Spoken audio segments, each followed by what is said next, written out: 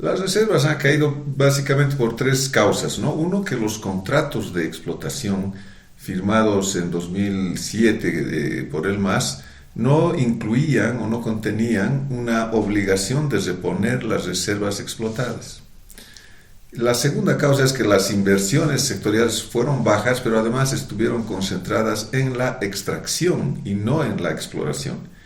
Y finalmente, otra causa es la ineficiencia de la inversión que hizo el Estado con algunos socios extranjeros, como es el caso de Liquimuni en el norte de La Paz.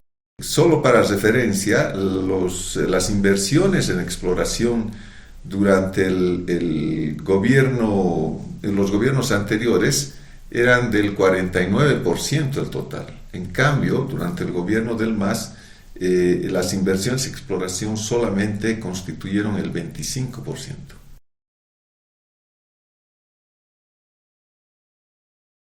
La mentira del exministro de Hidrocarburos de Evo Morales pretendía hacer creer a la población que el manejo de la política de hidrocarburos era correcta y que los recursos podían durarnos muchísimos años más. El gobierno de Evo Morales mantuvo una política de monetización acelerada de las reservas a través de la exportación, que fue una política establecida por los gobiernos neoliberales. La idea era básica: si las reservas podían cubrir por más de 100 años el consumo interno, era entonces posible exportar para hacer un buen negocio y percibir rentas para el fisco. Lo que ha provocado esta política es que se instale una orientación rentista en la economía boliviana, ¿no? Que es contraria a la industrialización y al fortalecimiento del mercado interno. El gobierno del MAS realizó 3 certificaciones, una el 2009 con la Ryder Scott, el 2013 con la CIJ y el 2017 con la SPRUL. En las 3 ocasiones, como una cosa curiosa, las reservas se establecieron en torno al 10% a 10 TCFs, 10 trillones de pies cúbicos. Curiosamente, además, en las últimas certificaciones se establecía que estas habían crecido, las reservas probadas, en 3 TCFs, ¿no? Es decir, de manera similar en todas las ocasiones. Estas cifras han sido obtenidas mediante manipulaciones estadísticas, cálculos que hacían las empresas certificadoras, mediante la reclasificación de una parte de las reservas probables, convirtiéndolas en reservas probadas.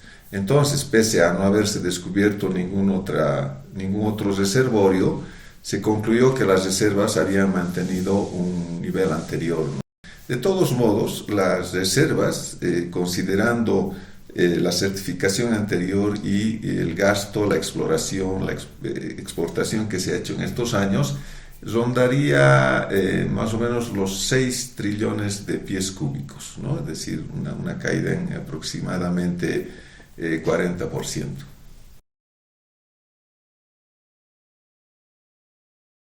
Según información oficial, la renta hidrocarburífera desde el 2006 hasta el 2021 ha alcanzado una suma importante de 42 mil millones de dólares, un monto de recursos jamás recibido por el Estado en la historia. Esta renta fue cayendo, ¿no? El nivel más alto fue en 2014, efectivamente, con más de 5.400 millones de dólares, y cayó a los 1.600 aproximadamente en el año 2020.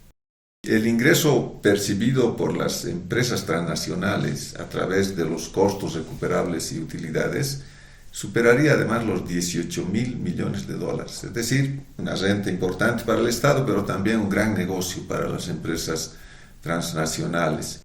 Ahora, ¿en qué se ha usado esta renta? En el caso del sector, se utilizó para una serie de inversiones en plantas de separación, etcétera, en las plantas de urea y otros más. Pero no sirvieron para alcanzar esos objetivos que ha señalado. La matriz energética no ha cambiado, en realidad se ha agudizado nuestra dependencia de combustibles fósiles para generar electricidad, por ejemplo, ¿no? estamos en una situación lejana a la soberanía energética porque nos hemos convertido en importadores netos de energía, ¿no? Tenemos que importar combustibles y la exportación de gas es menor que ese valor. Y la industrialización de la economía entonces sigue siendo un espejismo en todos los otros sectores, ¿no? Y el patrón, por tanto, el patrón primario exportador sigue tan vigente como el 2006.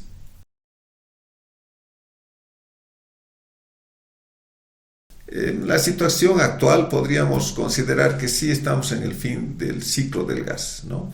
Y no solo porque las reservas de gas y la producción han bajado de una manera radical, sino que hay cambios objetivos muy importantes como son los cambios en el mercado internacional del gas, ¿no?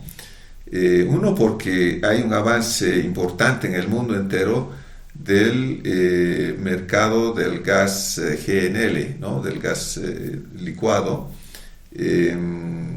que permite proveer a los países y no recurrir ya a este gas nuestro que es extraído y que es exportado mediante ductos. También el hecho de que haya habido una inestabilidad en la provisión a los mercados de exportación de Brasil y Argentina ha derivado en que estos países han hecho grandes esfuerzos durante varios años para incrementar tanto sus reservas como su propia producción, ¿no?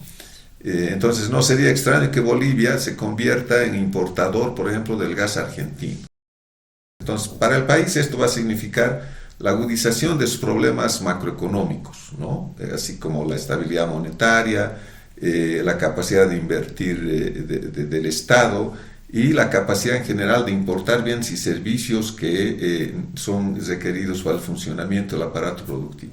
En términos sociales, la pérdida de esta fuente principal de financiamiento va a repercutir en las transferencias a los hogares, por ejemplo, en el caso de los bonos y las subvenciones, y también a los gobiernos subnacionales que se quieren para enfrentar una serie de inversiones para la población. Entonces, el panorama puede ser de generación de enormes conflictos sociales.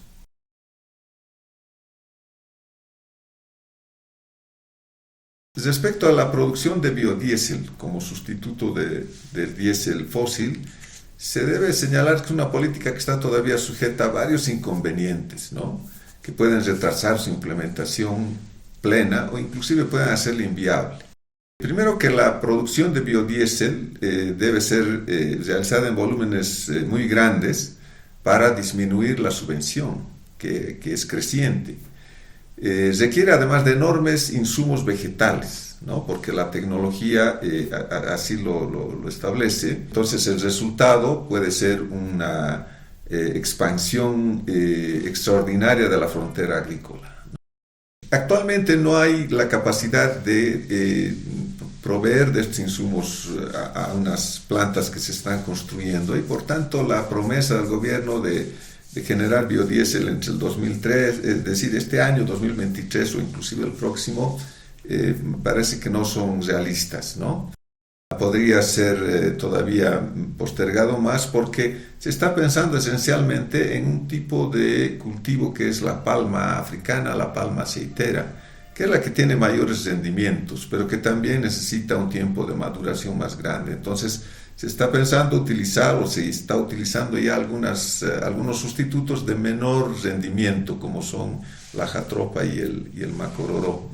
Ahora, este proyecto, este gran proyecto del biodiesel, no tiene además cálculos económicos, ambientales, resultados agrícolas, etcétera, y está manejado con muchísima falta de transparencia, ¿no?